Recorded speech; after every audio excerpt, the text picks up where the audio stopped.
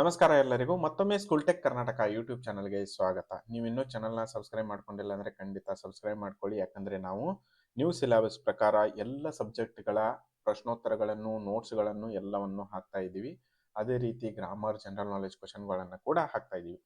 ನಾವಿವತ್ತು ನೋಡ್ತಾ ಇದ್ದೀವಿ 8ನೇ ತರಗತಿಯ ಸಮಾಜ ವಿಜ್ಞಾನ ಭಾಗ 1ರಲ್ಲಿ ರಾಜ್ಯಶಾಸ್ತ್ರ ಅಧ್ಯಾಯ 7 ರಾಜ್ಯಶಾಸ್ತ್ರದ ಅರ್ಥ ಮತ್ತು ಪ್ರಾಮುಖ್ಯತೆ. ಈ ಪಾಠದ ಎಲ್ಲ ಪ್ರಶ್ನೋತ್ತರಗಳನ್ನು ಅಥವಾ ನೋಟ್ಸ್ಗಳನ್ನು ನಾವಿವತ್ತು ನೋಡೋಣ. 8th ಸ್ಟ್ಯಾಂಡರ್ಡ್ ಸೋಷಿಯಲ್ ಸೈನ್ಸ್ ಆಯ್ತಾ. ಸೊ ಅದಾದ್ಮೇಲೆ ಪ್ರಶ್ನೆಗಳನ್ನ ನೋಡೋಣ. ಅಭ್ಯಾಸಗಳು. ಮೊದಲನೇ ಪ್ರಶ್ನೆ, ಖಾಲಿ ಬಿಟ್ಟಿರುವ ಸ್ಥಳಗಳನ್ನು ಸೂಕ್ತ ಪದಗಳಿಂದ ತುಂಬಿರಿ ಅಂತ ಇದೆ. ಮೊದಲನೇದು, ಪಾಲಿಟಿಕ್ಸ್ ಎಂಬ ಪದವು ಪೊಲೀಸ್ POLIS ಪೊಲೀಸ್ ಎಂಬ ಗ್ರೀಕ್ ಪದದಿಂದ ಉತ್ಪತ್ತಿಗೊಂಡಿದೆ. ಇದನ್ನ ಬುಕ್ನಲ್ಲಿ ಕೂಡ ಕೊಟ್ಟಿದ್ದಾರೆ. ಎರಡನೆಯದು, ರಿಪಬ್ಲಿಕ್ ಗ್ರಂಥದ ಕರ್ತೃ ಪ್ಲೇಟೋ.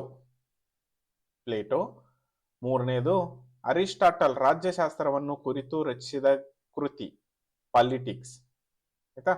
ಸೊ ನಾಲ್ಕನೇ ಪ್ರಶ್ನೆ, ರಾಜ್ಯಶಾಸ್ತ್ರದ ಬಗೆಗಿನ ಮಾಹಿತಿ ಹೊಂದಿರುವ ಕೌಟಿಲ್ಯನ ಕೃತಿ ಅರ್ಥಶಾಸ್ತ್ರ. ಇದು ಭಾರತದ ರಾಜ್ಯಶಾಸ್ತ್ರದ ಕೌಟಿಲ್ಯನ ಕೃತಿ ಅರ್ಥಶಾಸ್ತ್ರ. ಅದಾದ್ಮೇಲೆ ಎರಡನೇದು, ಕೆಳಗಿನ ಪ್ರಶ್ನೆಗಳಿಗೆ ಉತ್ತರಿಸಿ. 5, ರಾಜ್ಯಶಾಸ್ತ್ರ ಎಂದರೇನು? ಉತ್ತರ, ರಾಜ್ಯ, ಸರ್ಕಾರ ಮತ್ತು ಮಾನವನ ರಾಜಕೀಯ ಚಟುವಟಿಕೆಗಳನ್ನು ಕುರಿತು ಅಧ್ಯಯನ ಮಾಡುವ ವಿಷಯವೇ ರಾಜ್ಯಶಾಸ್ತ್ರವಾಗಿದೆ. ಈತಲ್ವಾ ರಾಜ್ಯಶಾಸ್ತ್ರ ಅಂದ್ರೇನು. ಅದೇ ರೀತಿ ಇನ್ನು 6ನೇ ಪ್ರಶ್ನೆ, ರಾಜ್ಯಶಾಸ್ತ್ರದ ಕ್ರಮಬದ್ಧ ಅಧ್ಯಯನ ಯಾರಿಂದ ಪ್ರಾರಂಭವಾಯಿತು? ಇದು 6ನೆಯ ಪ್ರಶ್ನೆ. ಉತ್ತರ, ರಾಜ್ಯಶಾಸ್ತ್ರದ ಕ್ರಮಬದ್ಧವಾದ ಅಧ್ಯಯನ ಗ್ರೀಕರಿಂದ ಪ್ರಾರಂಭವಾಯಿತು. ಅಂದ್ರೆ ಗ್ರೀಕ್ ಜನರಿಂದ ಅಥವಾ ಗ್ರೀಕ್ ನಾಗರಿಕರಿಂದ. ಇದು 6ನೇ ಪ್ರಶ್ನೆಯ ಉತ್ತರ. ಅದಾದ್ಮೇಲೆ ಇನ್ನು 7ನೆಯ ಪ್ರಶ್ನೆ, ರಾಜ್ಯಶಾಸ್ತ್ರದ ಪಿತಾಮಹರೆಂದು ಯಾರನ್ನು ಕರೆಯುತ್ತಾರೆ? ಉತ್ತರ, ಗ್ರೀಸ್ ದೇಶದ ದಾರ್ಶನಿಕ ಅರಿಸ್ಟಾಟಲ್ರನ್ನು ರಾಜ್ಯಶಾಸ್ತ್ರದ ಪಿತಾಮಹ ಎಂದು ಕರೆಯುತ್ತಾರೆ. ಯಾರನ್ನ? ಅರಿಸ್ಟಾಟಲ್ ಅವರನ್ನ ರಾಜ್ಯಶಾಸ್ತ್ರದ ಪಿತಾಮಹ ಎಂದು ಕರೆಯುತ್ತಾರೆ. 8ನೆಯ ಪ್ರಶ್ನೆ, ರಾಜ್ಯಶಾಸ್ತ್ರದ ಒಂದು ವ್ಯಾಖ್ಯೆ ನೀಡಿ.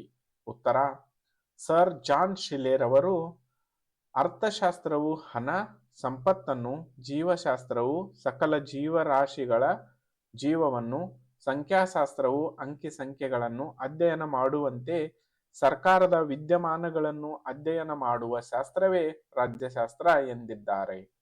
ಇದು ರಾಜ್ಯಶಾಸ್ತ್ರದ ವ್ಯಾಖ್ಯೆ 8ನೇ ಪ್ರಶ್ನೆಯ ಉತ್ತರವಾಗಿದೆ. ಅದೇ ರೀತಿ ಇನ್ನು 9ನೆಯ ಪ್ರಶ್ನೆ, ರಾಜ್ಯಶಾಸ್ತ್ರದ ಅಧ್ಯಯನದ ಯಾವುದಾದರೊಂದು ಪ್ರಯೋಜನ ತಿಳಿಸಿ. ಒಂದು ಪ್ರಯೋಜನ ಕೇಳಿದರೆ ಬುಕ್ನಲ್ಲಿ ಒಂದು 10, 9 ಕೊಟ್ಟಿದ್ದಾರೆ. ಉತ್ತರ, ರಾಜ್ಯಶಾಸ್ತ್ರ ಅಧ್ಯಯನದ ಪ್ರಯೋಜನಗಳು. ಮೊದಲನೆಯದು, ರಾಜ್ಯಶಾಸ್ತ್ರವು ರಾಜ್ಯ ಮತ್ತು ಕೇಂದ್ರ ಸರ್ಕಾರಗಳ ರಚನೆ ಮತ್ತು ಕಾರ್ಯಗಳ ಬಗ್ಗೆ ಮಾಹಿತಿ ಒದಗಿಸುತ್ತದೆ. ಇದು ಮೊದಲನೆಯದು. ಅವ್ರು ಒಂದೇ ಕೇಳಿದರೆ, ಸೊ ನಾವು 2 ಕೊಡ್ತಾ ಇದ್ದೀವಿ. ಯಾವುದಾದ್ರೂ ಒಂದು ನೆನಪಿನಲ್ಲಿ ಇಟ್ಕೊಳ್ಳಿ. ರಾಜ್ಯಶಾಸ್ತ್ರವು ರಾಜ್ಯದ ಸಂವಿಧಾನ ಮತ್ತು ಕಾನೂನುಗಳ ಬಗೆಗಿನ ಜ್ಞಾನವನ್ನು ಒದಗಿಸುತ್ತದೆ. ಯಾವುದು? ರಾಜ್ಯಶಾಸ್ತ್ರ. ಸೊ ಇವು ರಾಜ್ಯಶಾಸ್ತ್ರದ ಅಧ್ಯಯನದ ಪ್ರಯೋಜನಗಳು. ಅದೇ ರೀತಿ ಇನ್ನು ಮುಂದೆ 3 ಚಟುವಟಿಕೆಗಳು. ಮೊದಲನೇದು, ಭಾರತದಲ್ಲಿ ರಾಜರ ಆಳ್ವಿಕೆಯ ಕಾಲದಲ್ಲಿದ್ದ ರಾಜಕೀಯ ವ್ಯವಸ್ಥೆಯನ್ನು ಬಿಂಬಿಸುವ ಚಿತ್ರಪಟಗಳ ಸಂಗ್ರಹ ಪುಸ್ತಕವನ್ನು ಸಿದ್ಧಪಡಿಸಿ ಅಂತ ಇದೆ. ಎರಡನೇದು, ನಿಮ್ಮ ತರಗತಿಯಲ್ಲಿ ಶಿಕ್ಷಕರ ಸಹಾಯದೊಂದಿಗೆ ಅರಿಸ್ಟಾಟಲ್ನು ರಾಜ್ಯಶಾಸ್ತ್ರದ ಬಗ್ಗೆ ನೀಡಿದ ಹೇಳಿಕೆಯನ್ನು ಚರ್ಚಿಸಿ ಅಂತ ಇದೆ. 3, ಮಾನವನ ಸಾಮಾಜಿಕ ಅವಶ್ಯಕತೆಗಳು ರಾಜ್ಯ ಸೃಷ್ಟಿಗೆ ನಾಂದಿಯಾದವು. ಈ ವಿಚಾರವಾಗಿ ನಿಮ್ಮ ತರಗತಿಯಲ್ಲಿ ವಿಚಾರ ವಿನಿಮಯದ ಕಾರ್ಯವೊಂದನ್ನು ಏರ್ಪಡಿಸಿ ಅಂತ ಇದೆ. ಸೊ ಇದು 3ನೇದು. ಇವೆಲ್ಲ ಚಟುವಟಿಕೆಗಳಿವೆ. ಅದಾದ್ಮೇಲೆ ಇನ್ನು 4 ಯೋಜನೆಗಳು. ಮೊದಲನೇದು, ನೀವೊಬ್ಬ ಪುರಾತನ ಗ್ರೀಸ್ ದೇಶದ ಪ್ರಜೆಯೆಂದು ಭಾವಿಸಿಕೊಂಡು ನಗರ ರಾಜ್ಯದ ಯಾವುದಾದರೊಂದು ನಿರ್ದಿಷ್ಟ ವಿಚಾರವೊಂದರ ಬಗ್ಗೆ ಚರ್ಚಿಸಿ ಅಂತ ಇದೆ. ಎರಡನೇದು, ಜಗತ್ತಿನ ಪ್ರಮುಖ ರಾಜಕೀಯ ಚಿಂತಕರ ಭಾವಚಿತ್ರಗಳನ್ನು ಸಂಗ್ರಹಿಸಿ ಆಲ್ಬಮ್ ತಯಾರಿಸು ಅಂತ ಇದೆ. ಈತಲ್ವಾ. ಸೊ ಇದು ಯೋಜನೆಗಳು. ಅದಾದ್ಮೇಲೆ ಈ ವಿಡಿಯೋವನ್ನ ಇಲ್ಲಿಗೆ ಮುಗಿಸ್ತಾ ಇದ್ದೀನಿ. ಈ ಚಾನಲ್ನ ಸಬ್ಸ್ಕ್ರೈಬ್ ಮಾಡಿಕೊಳ್ಳಿ. ಸ್ಕೂಲ್ ಟೆಕ್ ಕರ್ನಾಟಕ ಯೂಟ್ಯೂಬ್ ಚಾನಲ್ನ ಸಬ್ಸ್ಕ್ರೈಬ್ ಮಾಡಿಕೊಳ್ಳಿ. ಅದೇ ರೀತಿ ಲೈಕ್ ಮಾಡಿ, ಶೇರ್ ಮಾಡಿ ಹಾಗೂ ಕಮೆಂಟ್ ಕೂಡ ಮಾಡಿರಿ. ಶೇರ್ ಬಟನ್ ಅಂದ್ರೆ ಶೇರ್ ಬಟನ್ ಮೇಲೆ ಪ್ರೆಸ್ ಮಾಡಿ ಲಿಂಕ್ ಬರುತ್ತೆ. ಅದನ್ನ ವಾಟ್ಸಪ್ ಥ್ರೂ ನಿಮ್ಮ ಫ್ರೆಂಡ್ಸ್ಗಳಿಗೆ ಕೂಡ ಕಳುಹಿಸಿರಿ. ಎಲ್ಲ ತರಗತಿಗಳ ವಿಡಿಯೋಗಳನ್ನು ಹಾಕುತ್ತೇವೆ. ಗಣಿತ, ವಿಜ್ಞಾನ, Kannada, English, EVS, SS workbook, Suvega, Sumeru, Rainbow, EVS, ಸಾಮಾನ್ಯ ಜ್ಞಾನ, ಕ್ವಿಜ್ ಕ್ವಶನ್ಸ್, ಗ್ರಾಮರ್. ಈ ಎಲ್ಲವನ್ನು ಕೂಡ ನಮ್ಮ ಚಾನಲ್ನಲ್ಲಿ ಅದು ನ್ಯೂ ಸಿಲೆಬಸ್ ಪ್ರಕಾರ ಹಾಕುತ್ತೇವೆ.